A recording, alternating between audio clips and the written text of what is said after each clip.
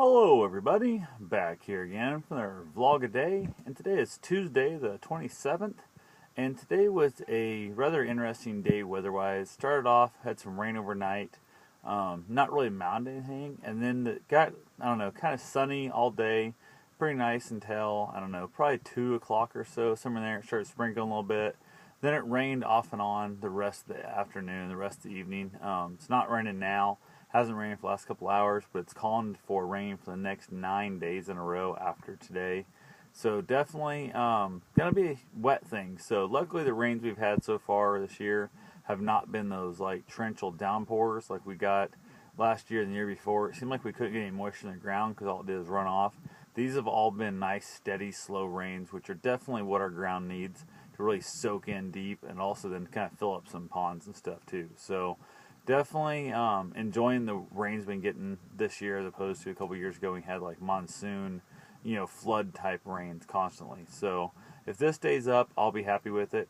Temperatures got up I think in the like real low 80s or so, but it dropped back off pretty quick once it got raining. Had a handful of things around here to get done, nothing major. Decided to wash up some big heavy blankets and stuff and some dog beds and that kind of thing. So I packed them all up, headed up to a laundromat here in town. We've got two different laundromats. The one I realized I'd never been in before, like ever, and I thought about that on a run here the other day. So I'll head in there and kind of see. And I walked in, the place was kind of scary looking. It was empty, so it wasn't that big a deal, but it's just disgusting, kind of a, just lack of a better term, just redneckish dirtball type. It was really gross in there. It's got torn up like couches and chairs, and every single one of them had like the cushions were torn and ripped open and stuff. I don't understand it, but anyway, realized I'd forgot my laundry soap, so luckily I kind of used that as an excuse to leave, which I didn't need an excuse, man. I just took off and went ahead and headed back home, grabbed my laundry soap, went back to the other laundromat that's down on the, I don't know, the old business section, which is now mostly bars anymore. Went down to that one, and that's where I used to go all the time as a young boy. My dad never wanted a washing machine when I was growing up as a little kid. The whole time he was married to my mom and that. She had to go to town and do laundry at the laundromat. I don't understand his concept. It was probably, I don't know, I'd say a good 12 years or so of his life that after he moved out of his parents' house that he finally got a washing machine after like a dozen years, maybe longer than that. But we used to go do laundry. It also seemed really weird as a young boy that my dad had us on weekends, so he'd work all week, and then he would see us, he'd pick us up on Friday, and then we would go straight to the laundromat and hang out and do laundry for like 2 hours, which was weird. And if we didn't do it Friday, we'd come back in Sunday like 2 hours early so we could do laundry. I always kind of found it really odd. He could have stopped there on Thursday or something and done that on his own, or on a Tuesday, whatever, instead of basically killing 2 hours of time, at the laundromat with his kids. I mean, we weren't like interacting. He wasn't like reading to us or teaching us games and that kind of stuff. So we basically just chased each other around. I remember like having friends coming over from school and that, and we would go hang out at the laundromat for 2 hours before we headed down to the farm. It was just, I don't know, it brought back a lot of weird memories of the laundromat today. And I also realized how disgusting that place is. It's just gross. It's so gross. So much of it hasn't changed. Like the same bench and stuff is there from, 30 years ago and that. It's just absolutely crazy. But like there's just a lot of like open vents. Like they didn't put a cover on it. A lot of the fans don't have guards and stuff. But like the bathroom, it's got like the old like a stall type door like you would have inside a bathroom, but it's just the only door to a single bathroom. And it's like a foot off the ground and like a foot and a half from the top. It's just like a barn style door. Really gross. There's like swastikas carved in the wall there. There's a whole bunch of graffiti stuff about how they're gonna screw your mom last night, and if for a good time call this number.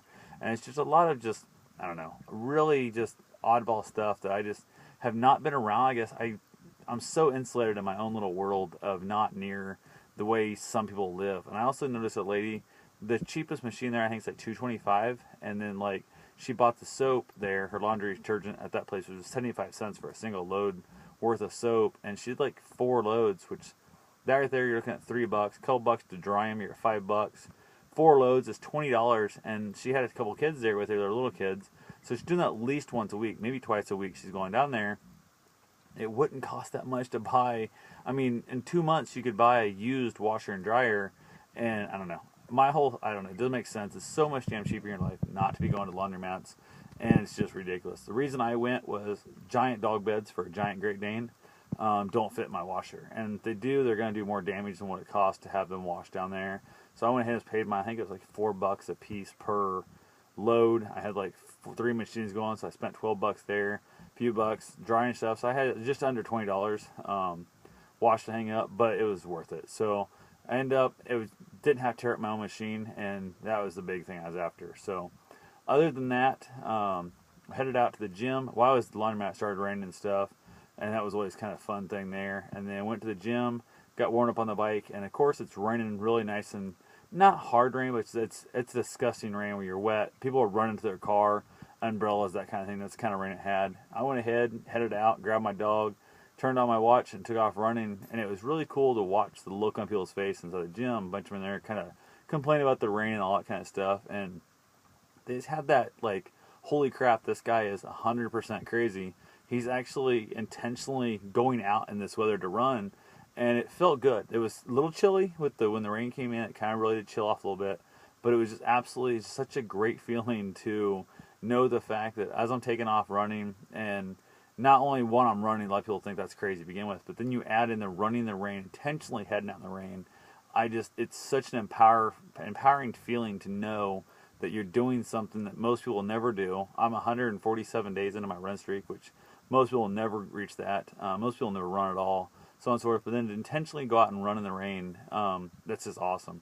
It's no longer cold, so I don't have that benefit of them thinking I'm crazy for running in the winter, running in the snow and the ice and that kind of stuff. So the only thing I have left to make them think I'm crazy is running in the rain. And that was definitely a bunch of people staring out the window at the gym, looking at me like I'd lost my damn mind. So other than that, pretty much that's all I had for the day. So I will talk to you guys tomorrow. Have yourself a safe, wonderful day. Thanks for watching.